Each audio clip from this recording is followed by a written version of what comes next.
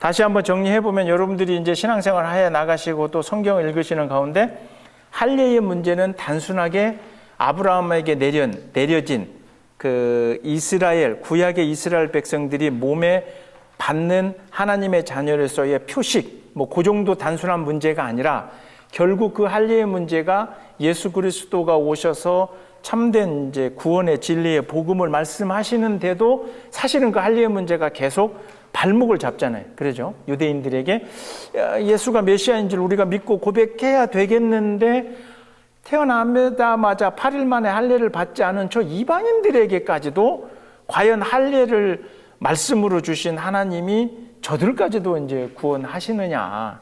이 문제에 대해서 교회의 역사 속에서 계속 또 성경 속에서 나오고 있는 이야기들을 우리가 안 짚을 수가 없었어요. 그래서 그 할례의 문제가 이제 오늘 또 창세기 18장에서 나오는 또 다른 그 이야기와 함께 연관이 되기 때문에 일단 진도를 하여튼 좀 나가보도록 하겠습니다. 그러면 우리가 지난번에는 이제 다시 본문으로 돌아가서 지금 창세기 우리 지난주에 17장을 하다가 할례 문제 때문에 잠시 돌아갔는데 오늘은 이제 18장부터 해가지고 가능하면 제가 드린 21장까지 갈 수 있을지 모르겠는데 요 내용들을 한번 조금 살펴보도록 하겠습니다. 자, 창세기 17장에서 하나님이 할례를 받으라고 이야기를 하면서 또 17장에서는 앞으로 뭐를 하겠다고 하나님이 계획하셨냐면 사라에게서 아들이 날 텐데 사라가 피식피식 자꾸 웃으니까 그 이름을 이삭. 그 이삭이 이츠하크, 히브리어인데 그게 웃다 이런 말이에요. 웃음 이런 건데 이제 그 이야기까지를 했어요. 그 다음에 아브라함에게 세 사람이 찾아와요. 그런데 이게 이제 신학자들끼리도 또 성경 해석학자들까지 또 약간 이렇게 서로 논란이 있어요. 근데 뭐 그 논란을 중요한 게 아니라 뭐냐면 창세기 18장에 보면 세 사람, 세 사람이라고 돼 있죠. 세 사람. 근데 이제 사실은 세 명이라고 해야 되는 게 왜냐면 이게 구약 신학자들의 대부분이 두 명의 천사와 한 명, 나머지 하나 남죠. 그리고 이제 야훼 하나님께서 같이 두 명의 천사를 대동하고 오셨다라고 해석이 주류적인 해석이에요. 그래서 왜냐면 나중에 지금 우리가 18장인데 성경 펴놓고 19장 1절을 한번 보세요. 19장 1절에 보면 저녁 때에 그 두 천사가 이렇게 되어 있죠. 그러니까 아브라함에게 처음에 세 명이 왔어요. 세 명이 왔는데 그 가운데 두 명의 천사가 이제 소돔에 가서 이제 이렇게. 그래서 요거를 18장과 19절을 연결하면서 요때 세 명이 왔는데 그 세 명은 두 명의 천사를 거느린 하나님이 야훼 하나님이 이제 오셨다라고 해석을 하는 게 18장 2절이에요. 사람 셋이 맞은편에 서 있는지라 그가 그들을 보자 장막 문에서 달려나가 영접하며 몸을 땅에 굽혀 막 절을 하죠. 이르되 내 주여 내가 주께 은혜를 입었사오니. 이 아브라함 앞에 나타난 세 사람, 세 명. 근데 이제 그 가운데 한 분을 하나님으로 해석을 하는 것이 주류적인 해석이고 또 한편에서는 그러나 하나님이 당신의 몸을 인간의 똑같은 몸으로 보여주시지는 않으셨을 거니 셋 다 아마 천사일 텐데 그래도 하나님의 명령을 받고 온 천사로 생각하여 아브라함이 엎드려. 옛날에는 메시지를 전하면 그 메신저도 메시지를 준 사람의 그걸 가지고 있잖아요. 그러니까 조선시대 이럴 때 보면 참 억울한 얘기지만 중국 황제가 이렇게 무슨 서신을 가져와요. 그러면 그 중국, 표현이 죄송한데 중국 놈이 가져와서 황제의 칙을 받아라 뭐 이러면 조선 왕이 어떻게 해야 돼요? 이걸 들고 온 놈은 황제와 같이 해야지. 왜 그러냐면 그걸 들고 있으니까. 그런 맥락으로 생각을 해보면 메시지를 가지고 온 이 메시지를 준 분의 그 권한과 같이 이제 아브라함이 여겼다. 이제 우리가 그렇게 연결할 수도 있는 거죠. 성실하게 이렇게 조금 이렇게 아브라함이 뭐 먹을 것도 하고 우유도 하고 뭐 이렇게 젖을 짜서 이렇게 대접을 줬어요. 그리고 난 다음에 이제 9절에 보면 근데 이 세 명이 와서 이제 뭐라고 얘기냐면 네 아내 사라가 어디 있느냐. 대답하되 9절이에요. 18장 9절. 장막에 있나이다. 그래서 18장 10절을 동그라미를 딱 쳐놓으세요.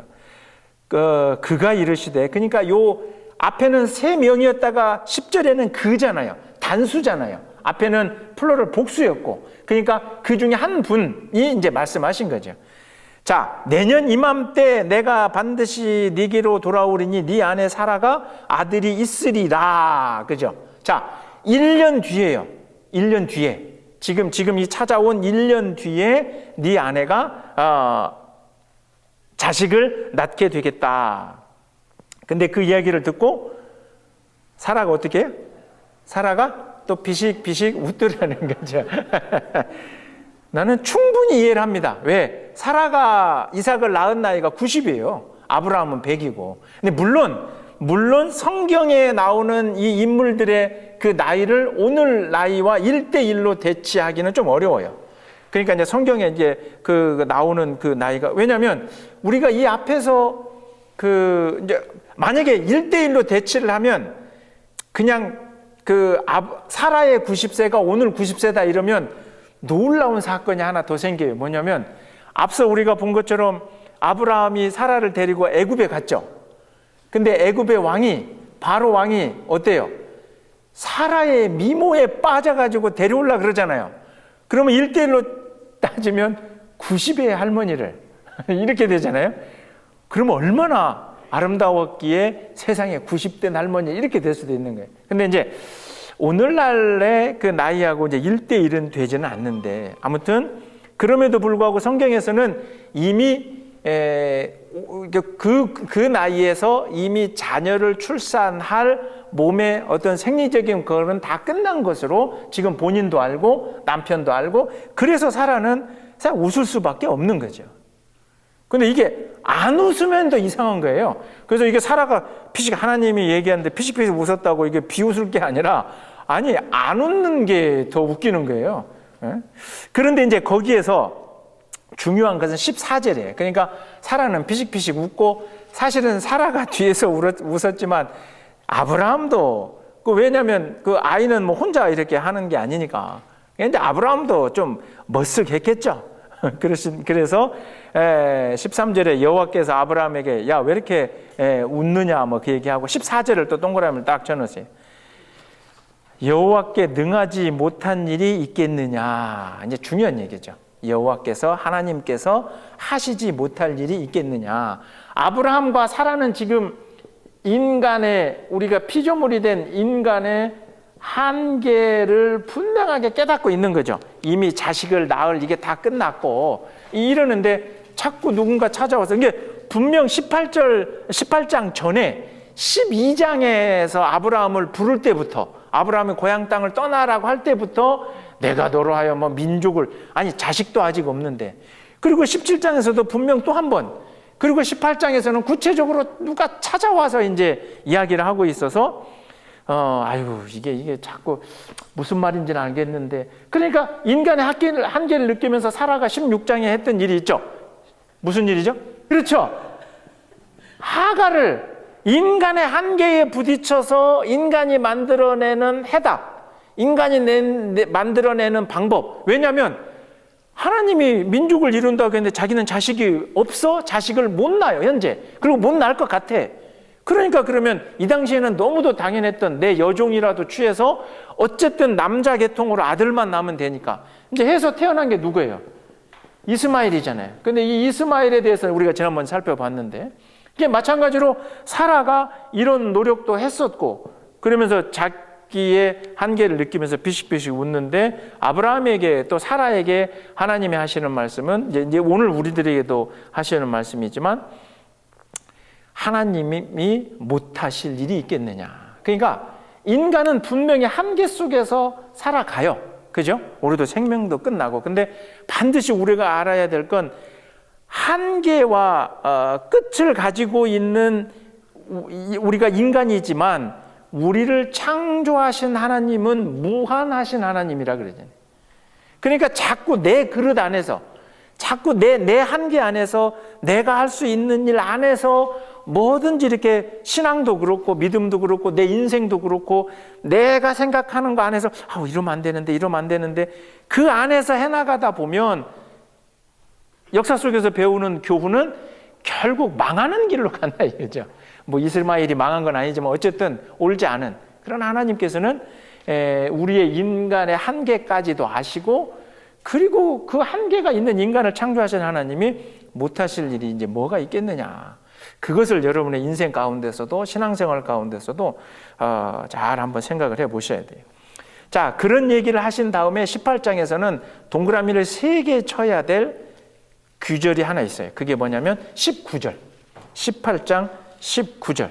19절 그 후반에 내가 이렇게 아브라함을 택하고 이렇게 했던 것은 나 여호와가 아브라함에게 대하여 말한 일을 이루려 함이니라. 이게 어떤 거냐면 지금 계속해서 17장 이전에 12장부터 그래서 우리가 이제 그 구약에서 우리를 그것을 아브라함과의 언약이라고 이야기를 하잖아요. 언약과 약속이라고 이야기를 하잖아요. 그러니까 아브라함에게 민족을 이루겠다, 자식을 번성하게 하겠다, 하늘의 별처럼 바다의 모래처럼 많게 하겠다 하는 그 약속에 우리가 인간끼리 약속할 때도 너 그러면 그거를 뭘로 보증할래? 뭐 이러잖아요. 에? 그러니까 한편으로는 너 그 뭐 걸 거야? 뭐 이러기도 하잖아요. 너 그런 얘기 하는데 너 이게 뭐 걸 거야? 18장 19절에서 하시는 말씀은 하나님의 언약은 다른 어떤 그 보증의 대상이 있는 게 아니라 19절 후반에 있는 것처럼 내가 말한 것을 내가 이루려고 한다는 거죠. 19절 제일 후반에 나 여호와가 아브라함에게 대하여 말한 일을 내가 이루려고 아브라함과 함께하고 이렇게 하겠다는 거죠. 그러니까 하나님의 이 말씀은 하나님이 약속해 주신 그 약속의 보증 또는 뭐 인간적으로 지금 보증, 야 그걸 어떻게 믿어? 야 뭐 걸래? 예를 들면 그렇게 이야기할 때 우리는 뭘 깨달아야 되냐면 하나님은 당신이 말씀하신 것을 철회하거나 바꾸거나 그리고 우리에게 하셨던 약속인데 미안 이러시는 분이 아니라는 거죠. 하나님의 말씀은 변함없으신 당신의 말씀은 스스로 당신의 말씀을 이루려고 우리에게 행해 주신다. 이게 단순하게 그냥 센텐스로 말씀으로 되는 게 아니라 결국은 그 사건의 끝이 후반이라고 해야 되겠죠. 아직 끝난 건 아니에요. 그 후반 끝이 뭐냐면 예수 그리스도가 이 땅에 오신 인간으로 오신 예수 그리스도의 사건인 거죠. 그리고 예수님이 오시고 당신을 십자가에 매달아 죽으셨고 그 다음에 죽음으로 끝날 것 같은데 죽지 아니하시고 부활하시면서 인간의 가장 큰 한계가 뭐예요? 그렇죠. 제일 마지막 한계가 뭐예요? 죽음이잖아요. 사실 모든 건 우리가 죽기 싫어서 발버둥 치는 거 표현이 죄송한데 사실 인류 문명의 발달은 이 죽음의 문제와 관련돼서 이게 예술, 철학, 문학 모든 것이 죽음의 문제를 뭐 과학도 마찬가지예요. 이게 좀 표현이 죄송하지만 어떻게 보면 이제 좀 편하게 죽을까 막 예를 들면 그리고 조금씩 편하게. 그러나 아무리 인간이 모든 노력을 해서 발버둥을 쳐도 그 끝을 피할 길이 있어요, 없어요? 아직 안 죽은 사람이 있어요, 없어요? 다. 그래서 사실은 어떻게 보면 이제 그 철학자들이나 신학자들이 하는 얘기는 죽음의 문제를 우리는 자꾸 회피하려고 그래요. 그죠? 아니, 솔직히 이 죽음의 문제 이야기하면서 기뻐할 사람이 어디 있어요? 근데 제가 미국에 와서 느낀 것 중에 하나가, 한국, 우리가 동양에 가지고 있는 정서하고는 미국에 가지고 있는 정서가 조금 다른 것 중에 하나가 뭐냐면, 묘지가 도시 옆에 있더라고요. 혹시 미국에서 느껴보셨어요?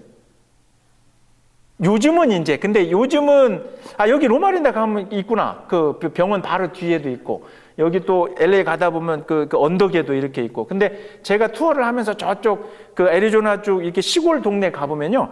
그냥 바로 옆에 집 있고 그냥 바로 옆에 이게 파크 이게 돼 있어요.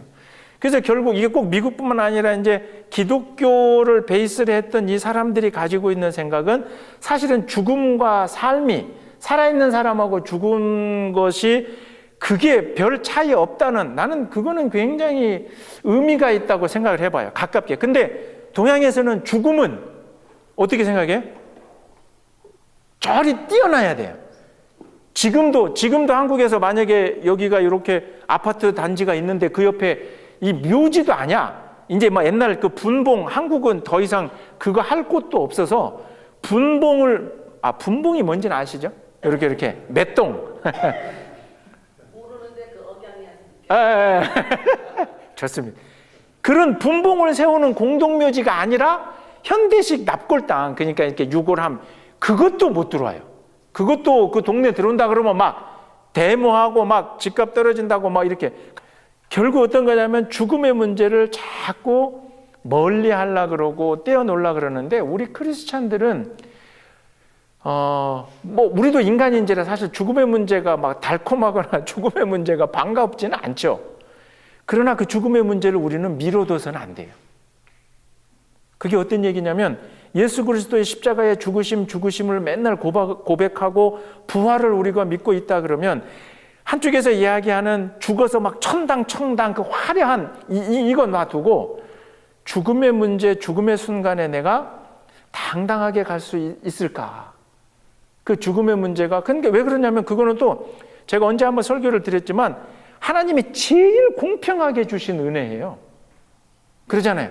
돈이 있는 놈이나 돈이 없는 놈이나, 권력을 가진 놈이나 권력이 없는 놈이나, 가난한 분이나 어떤 분이나 똑같이 한 번은 가야 돼.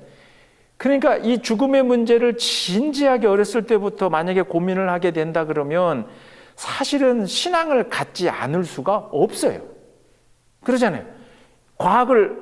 이 첨단 과학이나 문화나 이런 걸 통해서 죽음의 문제를 극복하고 뭐 회피해 보려고 하지만 하면 할수록 더 답이 안 나오는 게 죽음의 문제인데, 이제 뭐 어린 아이들이 이게 쉽게 받아들일 수는 없겠지만, 왜 청춘이 있을 때는 죽음은 내일이 아니라고 생각하잖아요. 그러나 이렇게 시간이 갈수록 이 죽음의 문제에서 진지하게 어렸을 때부터 고백하는, 그러면서 이 예수 그리스도의 부활의 그 승리하심, 죽음을 이기신 그 사건에 대해서 진지하게 고백하게 되면, 때로는 지금 여기서 이렇게 외치고 있는 저 또한 반드시 그 건너가야 돼. 그 길이기 때문에 그 과정 속에서 우리가 주저하거나, 때로는 그 죽음이라는 큰 문제 앞에서 내가 흔들리면서 발버둥치면서 하나님을 외면하거나, 이런 일이 없도록 하는 게 우리가 믿음을 쌓아가는 아주 중요한 일이거든요. 천당 가니까 뭐가 다 됩니다 이전에 굉장히 피하고 싶은 죽음의 문제 앞에 우리가 좀 직면하는 것. 다른 길로 이거를 피하고 다른 방법으로 해서 잠시 잊기 위해서 우리가 뭘 해요?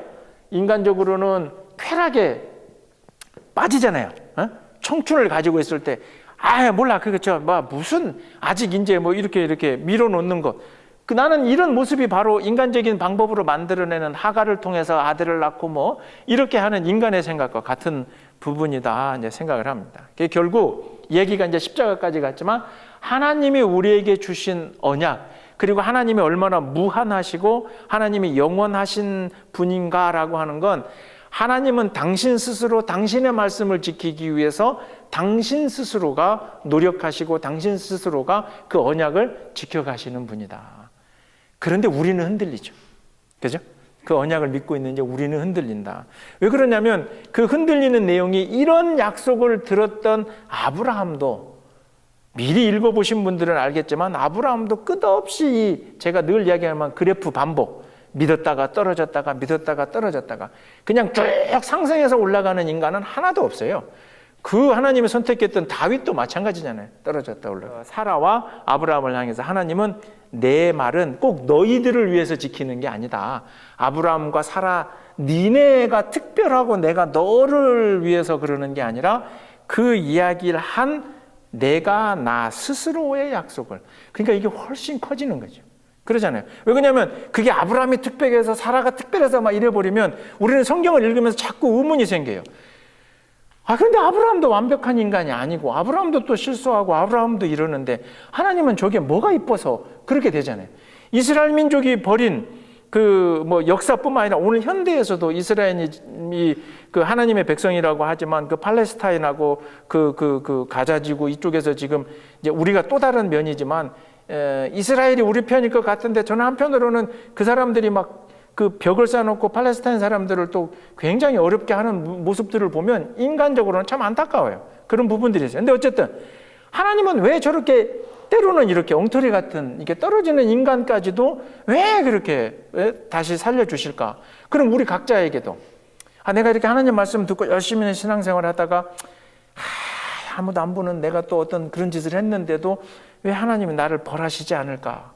그런 생각이, 그리고 왜 이렇게 저렇게 악인들이 이렇게 하고 선한 사람들이 이렇게 좀 이런 날이 될까 하는 그 인간에게서 벌어지는 모습만을 바라보면 우리 신앙이 흔들릴 수가 있어요. 그러나 그걸 거꾸로 생각을 해보면 그들이 아무리 이렇게 떨어져도, 그리고 그들이 아무리 올라간다 해도 그 인간의 변화되는 모습에 따라서 하나님이 그래 잘했다, 아이고 이놈, 이게 아니라 하나님의 약속은 변함없이 당신의 말을 당신이 지키기 위해서 처음부터 끝까지 변함없이 쭉 흘러가시는 게 하나님의 은혜요, 말씀이요, 그 안에서 우리가 흔들리더라. 이런 신앙의 고백으로 여러분의 믿음이 좀 더 곤고해지시길 바랍니다. 두 번째 18장 후반에 나오는 소돔.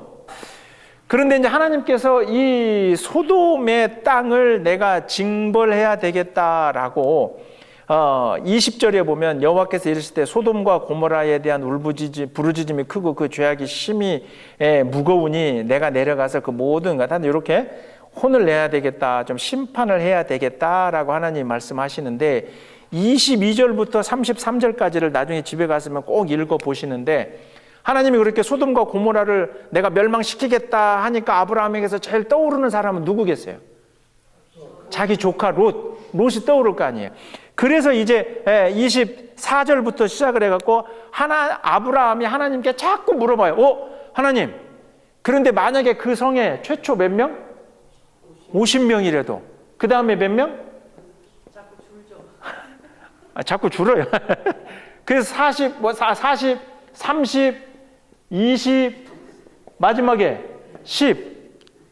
그런데 중요한 건 이게 숫자나, 그리고 결국은 이제 10명도 없었고 이게 이제 멸망한 게 중요한 게 아니라 우리는 여기서 이 숫자를 가지고 아브라함이 하나님과 대화하던 그 장면을 한번 보세요. 자, 제일 먼저 24절 보세요. 하나님, 그걸 멸망하신다고 했는데 그 성 중에 만약에 50명이 있으면, 의인 50명이 있으면 그래도 멸하시겠습니까? 그 의인 그 50을 위하여 용서하지 않으시리까? 그래서 여호와께서 26절에 이르시되 내가 만일 소돔 성읍 가운데 50명을 찾으면 용서하리라. 자, 그 다음에 또 숫자가 내려가요. 5명 부족해서 45명. 그러면 하나님이 또 뭐라 그러세요? 28절에도 내가 거기서 45명을 찾으면 멸하지 아니하리라. 찾으면 멸하지 아니하리라. 찾으면 멸하지 아니하리라. 자, 보세요.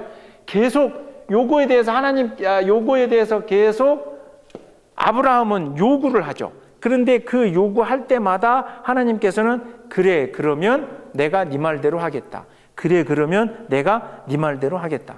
하나님과의 대화. 지금 아브라함은 하나님과의 하나님의 말씀을 듣고 하나님과의 대화를 하고 있는데, 그것을 이제 우리 신앙 고백에서 다른 말로 이야기하면 예수 그리스도께서 우리에게 가르쳐 주신 기도라고 하는 문제를 한번 생각을 해보면, 영어 사전에도 prayer, 그 기도를 definition을 찾아보면 communication with God이에요. 하나님과의 communication이 뭐예요? 의사소통이죠. 하나님과의 대화, 하나님과의 오고 가는 것. 이 과정을 우리가 기도라고 생각을 한다면, 아브라함이 지금 매달리고 있고 아브라함에게 매 순간마다 그래, 그러면 내가 네 말처럼 찾으면, 그래, 그러면 내가 네 말처럼 찾으면, 이 과정을 저는 이 아브라함이 그냥 막 50 의인을 찾는 그 숫자가 중요한 게 아니라 결국 이렇게 하고 있는 것 속에서는 우리가 하나님 앞에 드리는 그 기도의 문제를 한번 진지하게 돌이켜 놓고 봐야 된다는 거죠. 왜냐하면 오늘 이 시대에 우리가 크리스찬들이 하나님 앞에 드리는, 자, 기도합시다, 또는 여러분 각자의 기도 생활을 한번 가만히 생각을 해보세요. 여러분의 기도 제목과 그리고 내용이 과연 하나님과의 대화인지 한번 생각을 해보세요. 내가 하는 그 기도가 뭐 그게 새벽 기도가 됐든 철야 밤이 기도가 됐든 개인 기도가 됐든 중보의 기도가 됐든 중요한 것은 제가 그 제목과 내용, 뭐 횟수가 중요한 게 아니라 그것을 한번 이렇게 가만히 생각을 해보면 참 목사님아 부끄러운 얘기지만 내가 하나님 앞에 기도해야 되겠다라고 하는 기도의 제목이 생기는 순간 나는 이 기도의 제목을 응답을 받아야 되겠고 그리고 그 기도의 응답은 결국 나에게 어떤 기도 제목이 생겼다라고 하는 건 내가 바라는 어떤 꼴이 있어요. 그렇죠. 반드시 우리가 기도합시다 그러면 그 기도의 제목이 제목 안에 이미 꼴 응답 받아야 될 딱 내용을 내가 정해놓고 하나님 앞에 기도하는 것은 아닌가. 왜냐하면 기도가 커뮤니케이션, 의사소통, 하나님과의 나의 관계, 내가 주고받는 것이지만 그러나 분명하게 알아야 될 건 앞에서 우리가 이 아브라함과의 대화를 통해서 봤지만 하나님은 변함없으신 분이시고 인간은 변화무쌍한 존재예요. 그러면 변함없으신 존재에다가 즉 무한하신 존재에다가 유한한 우리가 맞춰야 되는 거지. 무한하신 하나님을 끌어다가 나의 어떤 속좁은 잠깐의 내 일을 이루기 위해서 이거 해주세요. 이거 끌어내세요. 근데 열심히 이렇게 기도했다가 걔가 대학을 똑 떨어져. 그럼 어떻게 돼요? 시험에 팍 드는 거지. 우리 목사님이 영험하지 않은가 봐. 다른 교회에서는 서울대 몇 명 갔다 온다 그러면 내가 교회를 옮겨야 되나? 뭐 그런 분들이 있지는 않겠지만 뭐 이거 주권사님 깜짝 놀랐는데 그런 분이 있었다는 게 아니라 그러면 안 되겠지만 그러니까 우리의 기도의 제목과 내용을 한번 그런 식으로 여러분들이 진지하게 돌이켜 봐야 돼요. 그래서 아브라함이 이걸 잘했다 못했다 제가 그런 평가를 하는 게 아니라 어찌 됐든 이렇게 그리고 아브라함은 사실 자기를 위한 기도는 아니잖아요. 그렇죠? 지금 이 아브라함이 계속 숫자를 맞추면서 찾아가는 건 뭐냐면 사실은 조카를 염두에 뒀지만 그 조카의 문제를 놓고 찾아가는 의인의 숫자를 바꿔가면서도 하나님께 지금 매달리고 있는 건 결국 자기 문제는 아니었어요. 왜냐하면 아브라함은 그 앞으로부터 이렇게 내가 함께 하겠다고 자기는 안전해요. 자기는 끝났어요. 어떻게 보면. 그런데 하나님 앞에 이렇게 매달리는 그래서 그거를 우리가 주로 이제 이 기도를 우리가 뭐라 그러냐면 다른 말로 하는데 이제 중본이 아니라 중보 기도라 그러죠. 이게 이제 다른 사람을 위해서 그리고 함께 같이 기도하는 이제 중요한 문제인데 여러분들도 오늘 이 말씀을 듣고 돌아가시면서 내가 요즘 기도하고 있는 기도의 제목을 한번 적어보세요. 그냥 입술로만 우리가 기도할 때 하나님 이렇게 해주시고 하는데 한번 이렇게 한번 적어보세요. 그리고 그 기도에서 내가 응답받기를 원하는 내용이 뭔가까지도 한번 적어보세요. 그리고 나면 어떤 생각을 하셔야 되냐면 하나님 앞에 기도해서 그리고 그 기도가 끝난 다음에 하나님이 나에게 기도와 정반대의 일을 허락해 주신다 하더라도 내가 그 일 앞에 순종할 수 있을 때 그 기도가 정말 기도인 거예요. 그 순간에도 하나님 앞에 오히려 하나님 감사합니다. 제가 바랬던 길은 이 아들 녀석이 서울대 가고 좋은 데 가고 이거였는데 하나님이 이 길을 막으신 데에는 이 아들을 향한 또 다른 하나님의 계획이 있을 거라고 제가 믿고 확신하고 다시 엎드려 기도하니 하나님 제발 이 자식이 하나님으로부터 멀어지지 않게끔만. 그렇죠? 그러면 처음에 본인이 하려고 했던 자식을 놓고 수험생을 놓고 했던 기도하고는 방향은 달라지지만 그 기도가 하나님이 듣기 원하시는 기도요. 하나님이 응답해 주시는 기도이겠다 하는 거죠. 그래서 기도를 해서 제가 응답받았습니다. 항상 기도할 때마다 응답받는 비결이 있어요. 그건 뭐냐면 아프리카에서 그런다 그러죠. 그 추장들이 모여서 기우제, 비가 오도록 기우제를 하면 100%라 그러잖아요. 기우제가 하면 반드시 비가 온대잖아요. 이유가 뭐냐면 비 올 때까지 하니까. 그 추장들이 모여서 하면 100% 비가 온대요. 그걸 믿어요, 그렇게. 왜 그러냐면 비 올 때까지 해. 이게 웃을 얘기지만 우리의 기도도 마찬가지죠. 약간 좀 방향은 다르지만 응답받을게요. 목사님 기도에 응답받고 싶습니다. 제가 열심히 기도했는데 그 응답. 그러면 그 응답이 내가 바라는 응답인지 한번 생각을 해보셔야 돼요. 근데 어쨌든 하나님은 방향을 틀어서지만 이 대학은 떨어졌지만 이 자식 앞에 하나님이 앞으로 어떻게 할지 모르잖아요. 근데 이 자식의 이 모습이나 이런 걸 보면서 내가 생각했던 방향, 대학 졸업하고 좋은 데 취직하고 이게 아니라 하나님이 다른 쪽으로 인도하시면 하나님의 입장에서는 나는 네 자식을 한 번도 놓친 적이 없다. 그런데 너는 그 자식을 통해서 대학을, 그 자식을 통해서 취직을 얘기했지만 나는 그것보다 더 중요하게, 그거는 한계가 있는 거지만 그것을 넘어서 영원한 내 자식으로 내가 했는데 내가 언제 네 기도에 응답해 주지 않았냐? 저는 하나님이 그러실 것 같아요. 동시에 떠올리셔야 될, 제가 이제 몇 번 벌써 이야기하는데 한 분의 기도가 있죠. 누구 계세요? 예수님이시죠. 예수님. 예수님의 겟세마네 기도. 그게 기도의 모범인 거죠. 앞에 들어가면서 시작할 때는 내가 이 잔을, 이 고통을, 그러면서 땀이 피가 되게 이렇게 그렇게 하지만, 그러나 마지막에 이제 그게 이제 마태복음 26장 그 후반에 보면 39절에 보면, 그러나 누구 원대로? 내 원대로, 내 뜻대로 하지 마옵시고 누구의 원대로? 아버지의 원대로. 예수 그리스도의 인간의 모습으로 보면 십자가의 고통을 짊어지면 안 되죠. 괴롭잖아요. 그러나 인간의 마음은 피하고 싶었지만 그걸 짊어지라는 게 아버지의 뜻이니 내가 이 긴 기도 끝에도 나는 아버지 말씀대로 내가 그렇게 십자가에 매달려 죽으셨던 예수의 그 기도가, 항상 우리가 엎드려서 새벽 기도, 금요 기도, 뭐 매일 기도, 뭐 하여튼 뭐 기도하냐 안 하냐 이 문제가 아니라 그 기도로 끝나는 게 아니라 그 기도 후에 당신이 실제 우리에게 보여줬던 모습이 이제 바로 그 모습이었다. 그런데 결국은 보세요. 10명이 없었죠. 10명이 없음에도 불구하고 이 중보의 기도의 대상, 이제 그 다음에 이제 바로 19장 할 건데, 중보의 기도 대상이 됐던 롯은 어떻게 됐어요? 하나님께서는 결국 아브라함의 그 50명, 그러면 50명 이야기할 때 아브라함의 간절한 마음은 어떤 게 있어요?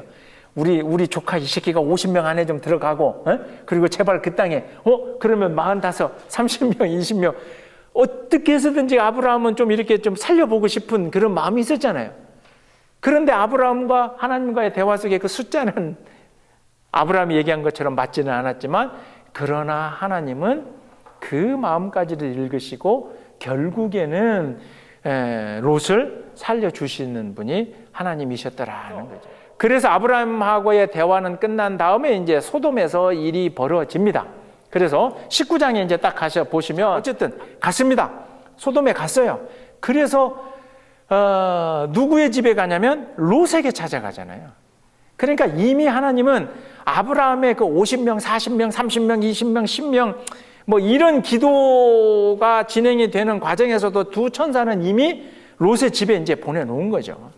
자, 천사들이 2명이 왔어요. 그러니까 1절부터 3절까지 또 롯이 아주 또 아브라함이 18장에서 3명을 극진히 대접한 것처럼 롯도 이렇게 자기 집에 찾아온 이 두 천사를 참 극진히 이렇게 대접을 합니다. 그런데 이제 막 일이 생겨요.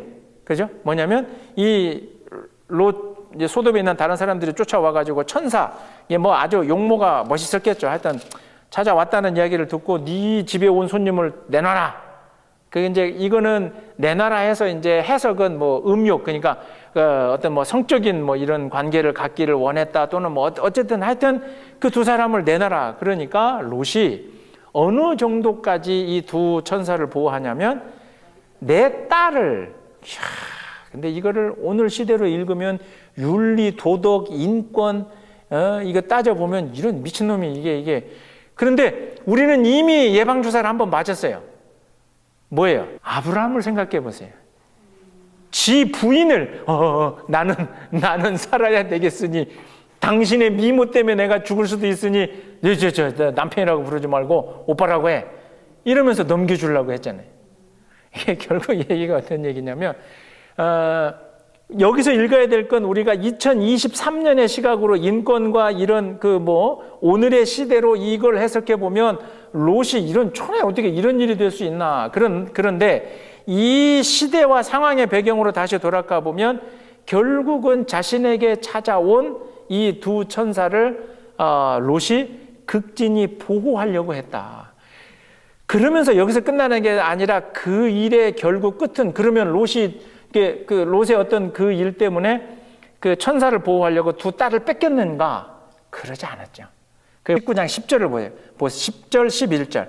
그 사람들이 손을 내밀어 롯을 집으로 끌어들이고 문을 닫고, 천사들이 이제 밖에 나가 있던 롯을 들어오라 하고, 문 밖에 무리를 대소를 막노라고 그 눈을 어둡게 하니 그들이 문을 찾느라고 헤매었더라.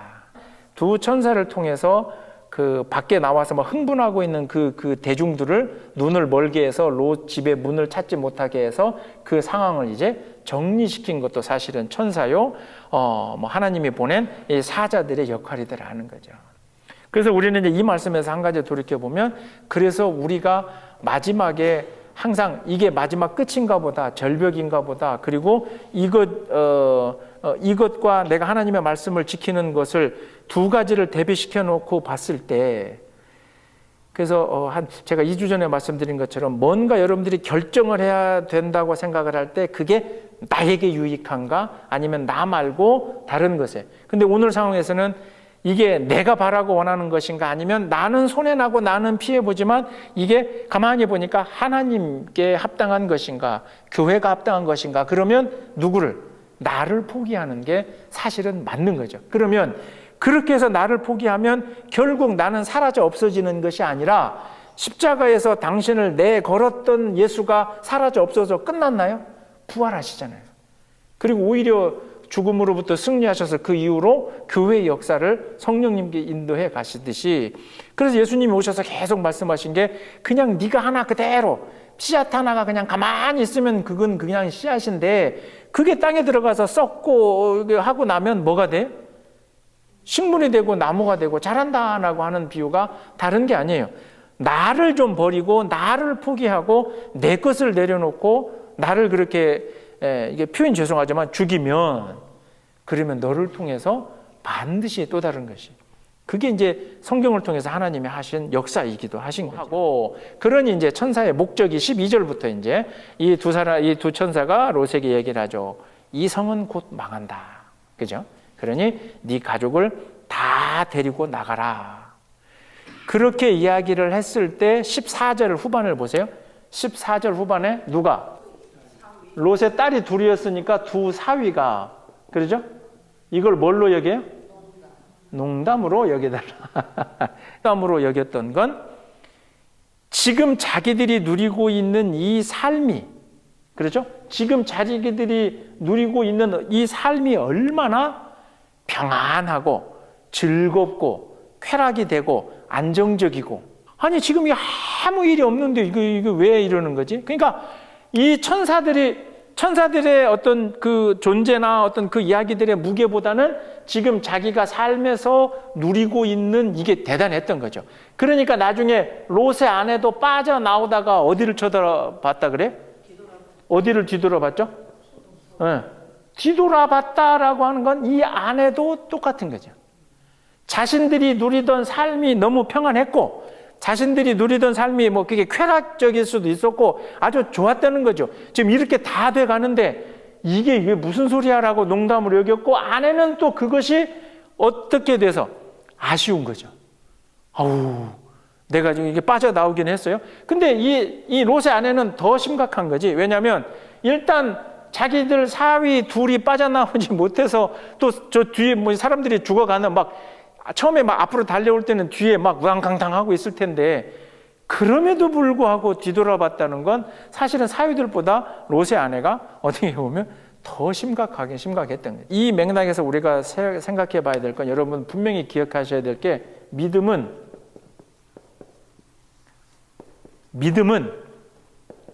현재와 미래를 향한 우리의 신앙의 고백이어야 돼요. 그리고 우리가 믿음과 지난번에 한번 대립해서 생각했던, 제가 대표적으로 율법 가운데서도 이제 예를 들어서 할례, 우리 지난 2주간 살펴봤잖아요. 할례는 이건 사실 뭐냐면 내가 어찌할 수 없는 과거예요. 그러잖아요.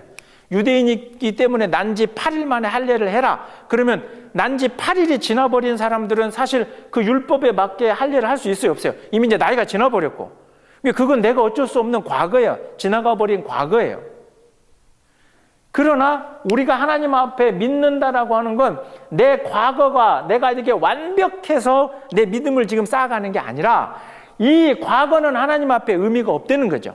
그러니까 유대인이나 뭐 할례인이나 종이나 자유인이나 네 출신, 성분, 직업, 나이, 뭐 심지어 네가 저질렀던 우리가 저지르고 있는 그 죄, 이런 것까지도 나는 신경 쓰지 않겠다는 거예요. 하나님이 그리고 예수님이 이 땅에 오셔서 보여주신 건 그런 과거에 지나간 것 때문에 네가 발목이 잡힐 게 아니라 네가 나를 믿는 믿음은 제일 중요한 건 믿는 지금 그 순간이죠. 그래서 항상 예수님이 따라 네 믿음이 너를 구원했고 네 믿음이 네 병을 고쳤고 네 믿음이 이렇게 큰 믿음을 내가 이 세상에서 본 적이 없다 하는 말씀은 지금 예수님 앞에서 보여줬던 그 모습이잖아요. 그렇죠? 그러면서 이 완벽한 그리고 완전한 지금 이 순간에 내 믿음이 올바로 서 있다라고 하는 건 결국 나의 미래를 이제 온전히 하나님 앞에 맡기겠다는 거죠. 그리고 이 미래의 끝은 뭐예요? 앞에서도 얘기했지만 이 미래의 제일 마지막은 뭐겠어요? 세상 사람들은 이야기하는 건 죽음이겠지만 우리는 이 죽음을 초월한 부활 신앙으로 우리는 어떤 얘기를 해요? 영생을 이야기를 하는 거죠. 지금 이 사위들뿐만 아니라 특히 롯의 아내는 자꾸 뒤돌아봤다라고 하는 건 뭐죠? 지금까지 누리던 과거, 지금까지 누리던 결국 이 아내가 뛰어넘지 못했던 건 지금 눈앞에 보이는 죽음, 그것을 뛰어넘지 못하고 인간의 한계였던 이 죽음에서 그냥 소금기둥으로 끝나버리죠. 여러분이 가지고 있는 이 믿음은 철저하게 오늘 현재여야 돼요. 근데 이제 신앙은 항상 내가 옛날을 이야기하면서 내 발목을 잡아요. 그래서 성경에서는 우리를 이제 기독교 그 방송도 이름이 날마다 뭐하게 하소서? 예? 그 기독교 방송도 이름도 있잖아요. 날마다 새롭게 하소서. 이제 한문으로는 일신우일신이에요. 날마다 새롭게 하소서. 저게 다른 게 아니라니까요. 어제의 믿음은 어제로 끝이에요. 오늘 나의 믿음이 내가 전직 목사였는데 내가 뭐였는데 내가 그 어렸을 때 그렇게 했는데 우리 어렸을 때는 이 교회가 또 옛날에는 이 교회가 좋았는데 자꾸 그 얘기만 하고 있는 건 하나님이 원하시는 믿음이 아니에요. 나로 하여금 오늘을 허락해 주신 하나님 앞에 오늘의 내 신앙 고백과 내 신앙생활이 새롭게, 그러니까 내가 교회에 이렇게 헌신하고 봉사했는데 그런 말씀하시는 그 순간 우리는 시험이 드는 거죠. 그럼 뭔가 이제 오늘이 불편하다는 거. 아니라 창세기 12장부터 아브라함을 불렀을 때 아브라함의 미래가 보이던가요? 12장에서 하나님이 아브라함을 불렀을 때 그 미래가 찬찬히 보였어요? 그리고 아브라함을 부르던 딱 그 순간에 자식이 있었어요? 자식도 없었고, 지금 거의 내가 지금 몇 살이, 사라를 봐도 뭐 무슨 말인지는 알겠습니다. 좋은 말인 것 같은데 아브라함의 현재도 그렇고 미래도 그렇고 깜깜 아무것도 없어요. 그러나 그것을 믿음으로, 그래서 우리가 아브라함을 믿음의 조상이라고 하는 이유가 바로 이제 이 맥락이 되는 거예요. 마지막 부분이 있죠. 이 30절부터 38절까지. 자, 롯하고 두 딸들이 살아남았죠. 여기에 이제 또 한 번 오늘날 이해할 수 없는, 그래서 성경을 넌 크리스찬들이 이야기를 할 때 니네 뭐 성경에 보니까 딸들이 그 없다고 하면 안 돼요. 있어요, 실제. 보세요. 두 딸들이 이제 가만히 보니까 사위들은 어떻게 됐어요? 자기 남편들은 다 죽었잖아요. 그러니까 아버지하고 이렇게 됐어요. 그러니까 이 딸들은 오늘날 도덕 윤리적으로 보면 이게 이런 일이지만 딸들이 생각해 볼 때는 이제 남자가 없어. 그러니까 자손은 만들어 가야 돼. 그래서 우리가 그러면 이 딸들이 이제 아버지한테 술을 먹이고 딸들이 둘이 그 잠자리를 이렇게 하면서 아들들을 낳죠. 큰딸이 이름에서 난 아들이 뭐라 그래요? 모압. 둘째 딸이 이름을 해서 난 아들이 이제 벤 암민데 나중에 누구의 조상이 되냐면 암몬의 조상이 되더라 하는 거죠. 사사기 3장 12절부터 14절 찾으셨죠? 제가 읽어드릴게요. 사사기 3장 12절. 이스라엘 자손이 또 여호와의 목전에 악을 행하니라. 그냥 가나안 들어가서 이 12 부족들이 또 하나님 말을 안 듣는 거야.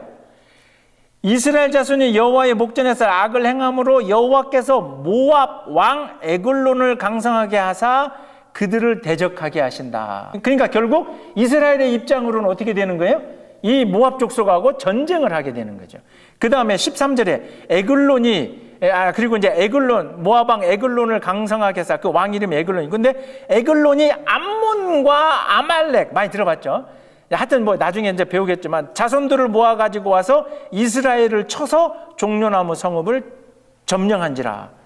결국 어떤 얘기냐면 이스라엘 민족이 목전에서 악을 행했다. 우상을 섬기고 그 가나안에 있던 바알신이나 이런 걸 섬기고, 그러니까 하나님이 인도해 주셨지만, 그러니까 하나님이 이스라엘을 완전히 등지시는 게 아니라 이 모압과 그리고 이제 모압 왕 에글론과 그 다음에 암몬 요 족속을 써서 이스라엘을 또 혼을 내 주게 돼서 14절에 이에 이스라엘 자손이 모압 왕 에글론을 18회 동안 섬기니라.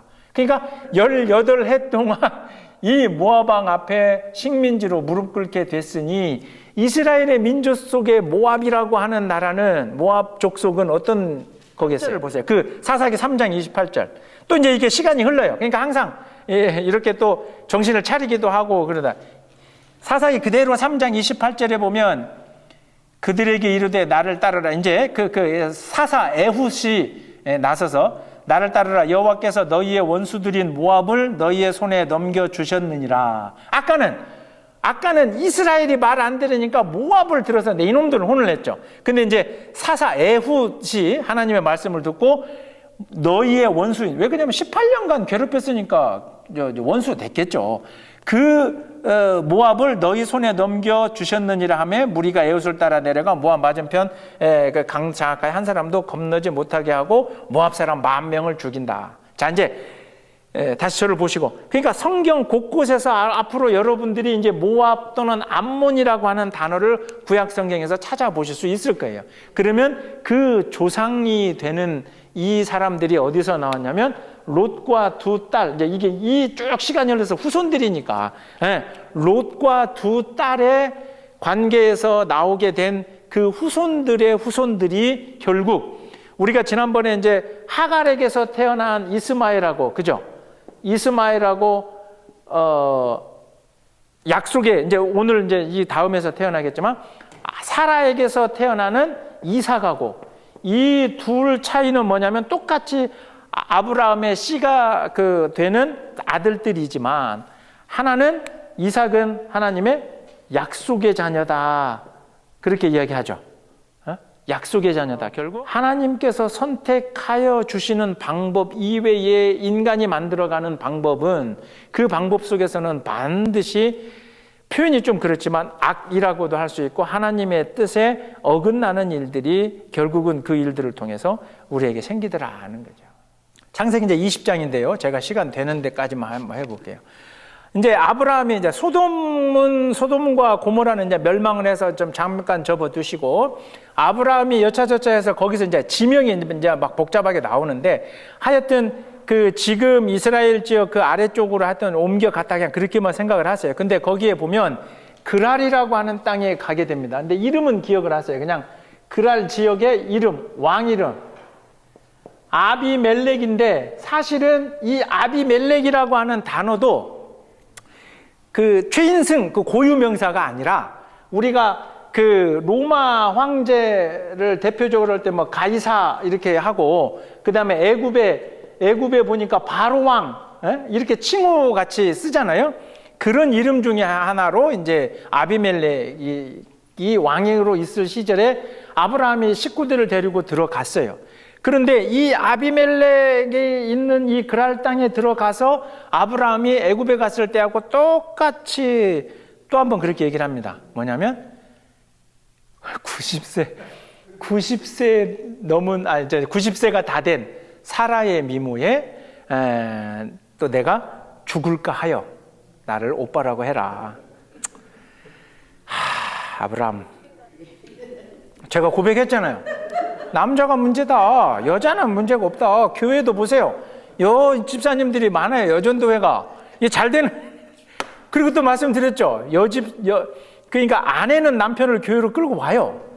근데 남편은 절대 아내를 교회로 못 끌고 오더라고. 희한해요. 능력도 없고. 장로님, 집사님 죄송합니다.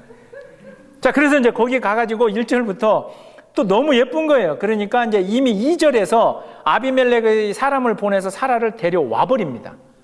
그런데 이제 여기서 신학적으로 또 하나는 그러면 그 밤에 3절에 그 밤에 이제 그러니까 아비멜렉이 사라를 동생이라고 하니까 다른 사람들이 들어왔는데 야 미모가 출중하더라. 야 왕이니까 데려와라. 그런데 그 사라를 데려온 그 밤 그러면 그 밤에 이제 좀 죄송한 얘기지만 인간적으로 왕이 이 사라를 취했나? 라고 하는 이제 질문을 던지기도 해요. 왜냐하면 어쨌든 그 밤에 하나님이 꿈에 아비멜렉 나타났는데 근데 중요한 건 나중에 이제 17절과 18절 그과 연결해서 하는 얘기겠지만 뭐냐면 왕이 타 지역에서 온 여인을 침실로 들일 때 오늘 잡아왔다고 오늘 데려왔다고 오늘 바로 침실에 넣지 않는 게 이 시대의 정해진 풍습이라는 거죠. 근데 그것도 이해가 돼요. 왜냐하면 일단 어느 지역에서 온지 그 타 지역에서 왔고 그러면 당시의 왕이라는 건 뭐 신이잖아요. 거의 거기에서는 그렇기 때문에 우리나라에서도 그 옛날 조선 뭐 이런 거 사극 보면 막 미리 너 이제 드려라 이러면 막 목욕도 시켜야 되고 막 뭐 가르쳐야 되고 뭐 예절도 가르쳐야 되고 왕을 쳐다보지 마라 뭐 이런 얘기부터 그래서 아마 그래서 손을 대지 못했을 거다라고 이제 우리가 해석을 하는 거죠. 그리고 또 왜 그래야 되냐면 이 사라를 통해서 하나님이 약속하셨던 아들이 나야 되잖아요. 그런데 우리가 예수 그리스도의 마리아가 남자를 알지 못한 상태에서 성령으로 잉태했다라고 하듯이 만약에 이 사라가 그 아비멜렉 왕에게 그 순결이 아니지 이제 순결은 아니고 아무튼 그러지 않았을 거라고 이제 생각을 합니다. 자 어쨌든 그날 밤 사라를 데려온 그날 밤에 하나님이 나타나셔서 꿈에 나타나셔서 이야기를 하는 거죠. 절대 이 여자를 취해서는 안 된다. 하고 이제 아비멜렉이 8절에 보면 아침 일찍 일어나서 종들을 불러서 그래갖고 이제 아브라함도 데려왔겠죠. 이 남편 좀 데려와 봐라 이러면서 이제 아브라함에게 물어보는 거죠. 8절에 9절에 아비멜렉이 아브라함을 불러서 그에게 네가 어찌하여 우리에게 이렇게 하느냐? 내가 무슨 죄를 네게 범하였기에 네가 나와 내 나라가 큰 죄에 빠질 뻔하게 하였느냐? 네가 합당하지 않은 일을 하였도다. 아비멜렉에 대해 아브라함이 혼나는 거죠. 근데 이 혼나는 장면에서 아브라함이 11절에 답변하는 걸 보세요. 아브라함이 이르되 이곳에서는 하나님을 두려워함이 없으니. 자, 이제 아브라함이 이렇게 얘기합니다. 그러니 결국 그랄이라고 하는 나라에서는 하나님을 두려워하지 않는다. 결국 하나님을 믿지 않으니, 믿지 않으니 다른 사람들이 그러니까 아브라함은 야훼 하나님을 믿는 그 사람임을 아마 주변 사람들도 알았을 텐데 이 그랄에서는 하나님을 믿지 않으니 내 아내로 인해서 내가 죽을 것 같아서 내가 그랬습니다. 그리고 정말로는 12절 보세요. 그 사라가 나의 누구? 이복 동생. 그러니까 아브라함의 아버지 데라 있죠, 데라. 데라가 이제 아브라함을 낳았는데 그 엄마가 이복이니까, 이복 동생이니까 데라의 또 다른 여인에 의해서 난 딸이다 이 말이죠. 그러니까 이 말을 보면 사실은 아브라함이 거짓말은 아니다. 그래서 12절에 아니 제가 여동생이라고 했지 이복 여동생이라고 이게 왜 그러냐면 이 당시에는 아브라함 시대 이제 요 초창기 시대에는 그 부족 내 결혼 오히려 그게 더 권장되던 때예요. 왜냐하면 다른 민족하고 다른 부족하고 섞이면 안 된다. 이런 게 있었기 때문에. 그래서 결국은 사라가 이제 이복 동생이기도 했다. 그러니 여기서 중요한 거는 보세요. 이 땅이 하나님을 안 믿어서 아브라함이 죽을 것 같아서 내가 그렇게 했다고 하는데 이제 이 아비멜렉이 이미 하나님을 꿈에서 만나서 그래서 이제 이 아비멜렉이 그 모든 이야기를 듣고 14절에 양과 소와 종들을 이끌어 아브라함에게 주고 그죠? 재산을 주고 사라도 돌려보내고 15절에 아브라함에게 내 땅이 네 앞에 있는데, 그러니까 이 그랄 땅 어느 지역이든지 간에 네가 원하는 대로 가서 살아라. 이렇게 생각하시면 돼요. 아브라함이 이 그랄을 들어가는 시점에서는 이 아브라함 생각에 하나님을 두려워하지도 않고 하나님을 믿지도 않는 나라라고 생각을 했어요. 그죠? 근데 그 왕이 아비멜렉이 그날 저녁에 하나님이 나타나서 천사를 통해 나타나서 말씀해 주신 그것을 보고 아브라함에게 지금 재산도 주고 사라를 돌려주는 건 말할 것도 없고 재산도 주고 땅도 주고 이렇게 하는 거죠. 그리고 그에 앞서서는 왜 아브라함에게 네가 왜 거짓말해서 나와 내 민족을 다 죽일 뻔했느냐, 죄에 빠지게 했느냐. 결국 이 말을 하는 그 시점에서는 아비멜렉의 마음에는 이제 하나님이 어떻게 돼요? 하나님이 두려워지기도 한 거고, 이런 아브라함과 함께하는 하나님이 두려워지기도 한 거고, 그를 믿기 시작하는 마음이 거기서 이제 생기는 거죠. 그러니까 아브라함이 들어가는 때는 여기가 이거 하나님을 모를 것 같아.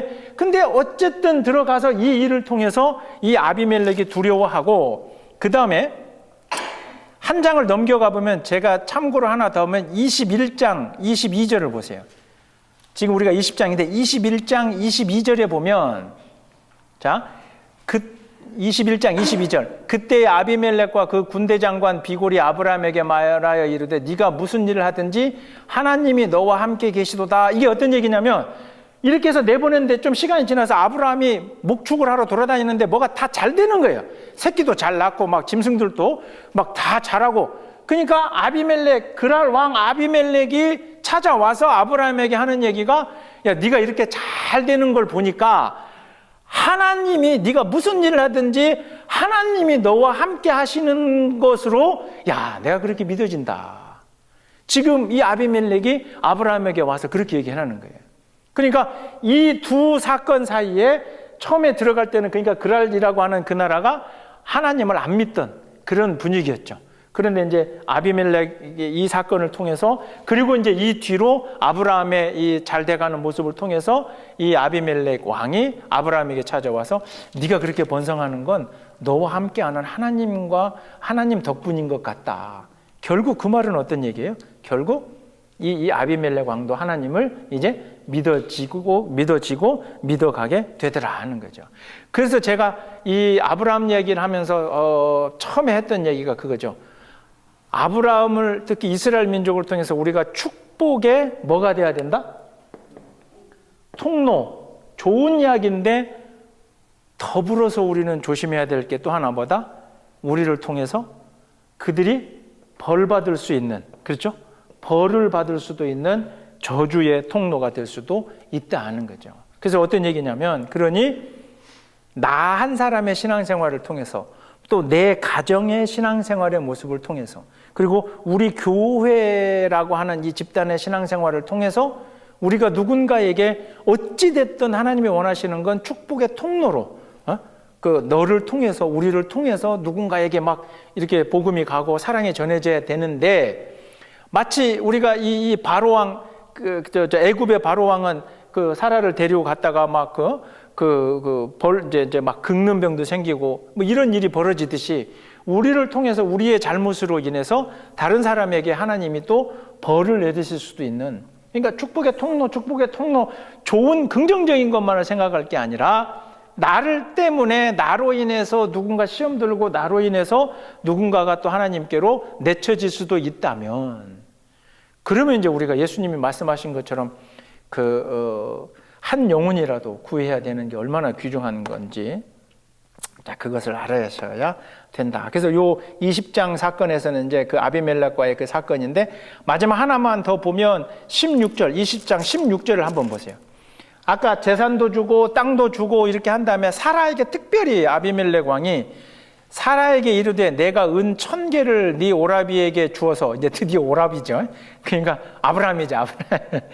그것으로 너와 함께한 여러 사람 앞에서 네 수치를 가리게 하였노니 네 일이 다 해결되었느니라. 이 16절은 동그라미만 쳐놓고, 이게 어떤 의미냐면, 아비멜렉 왕이, 자 보세요, 이 아브라함과 함께했던 그 식솔들은 하나님이 계속 아브라함에게 하던 얘기를 어찌든지 알고 있을 거 아니에요. 그래서 하나님이 사라를 통해서 아들을 낳고 뭐 자손을 낳겠다. 근데 이 나머지 사람들이 그날 밤에 뭔 일이 벌어졌는지, 혹시 다른 왕에게, 그 아비멜렉 왕에게 이렇게 잠자리를 같이 한 건지 어쩐지, 이게 다른 사람들은 알지 못하잖아요. 좀 이렇게 뭐 의심이 되기도 하고 뭐 그럴 수도 있잖아요. 그래서 모든 사람들 앞에서 이 아비멜렉 왕이 자신이 줄 수 있는 최대한의 어떤 그 은 1000개 뭐 이런 걸 주면서 특별히 또 선포까지 하는 거죠. 너와 함께한 여러 사람 앞에서 네 수치를 가리게. 그러니까 이 많은 사람들 앞에서 이런 얘기죠. 아비멜렉이 내가 얘기하지만 당신은 아무 문제가 없습니다. 뭐 표현이 좀 그렇지만 당신은 뭐 이제 다른 사람에게로부터 어떤 수치나 또는 뭐 손가락질이나 이런 거 받을 일 없이 모든 일이 다 해결돼 그대로입니다라고 오히려 선포를 해주게 되는 거죠. 그래서 이 사라를 통해서 이제 21장에 하나님이 약속해 주셨던 이삭이 무사하게 태어나게 되고, 그 다음에 17절과 18절에는 그렇게 다 주고 나니까 아브라함이 이 아비멜렉을 위해서 이제 막 기도해 줘요. 그러니까 하나님께서 이 아비멜렉과 그 아내, 그리고 그 여종들에게 막혀 있던 출산의 태, 그러니까 이제 자식이 태어나지 못하게 되는 그거를 하나님이 싹 풀어 주셔서 그 뒤로부터 이제 이 아비멜렉도 왕도 자식을 낳고 이제 그대로 가는. 그래서 아브라함의 기도를 통해서 아비멜렉도 축복을 받고, 또 아비멜렉의 도움을 통해서 아브라함은 재산도 얻고 이렇게 나오게 되고, 서로 그래서 결국 하나님이 말씀해 주신 것처럼 서로가 서로에게 축복의 통로가 되어 주더라는 거죠. 그래서 우리가 애굽에서 한 번, 그 다음에 이 그랄 땅에서 한 번 아브라함의 비겁한 모습을 2번 바라보게 되는데, 결국 인간입니다. 믿음의 조상 아브라함 하지만 그도 완벽하다고 얘기할 수 없는 거죠. 그러니 하물며 우리가 하나님 앞에 어찌 완벽하다 할 수 있겠느냐. 자, 그래서 오늘은 이제 원래는 21장까지 갔어야 되는데 그랜드 캐년 얘기하다가 그러나 우리가 항상 미래를 언젠가는 목요 성경 공부팀과 함께 그곳에 서서 제가 가이드 할 날을 생각하면서, 자, 오늘은 여기까지.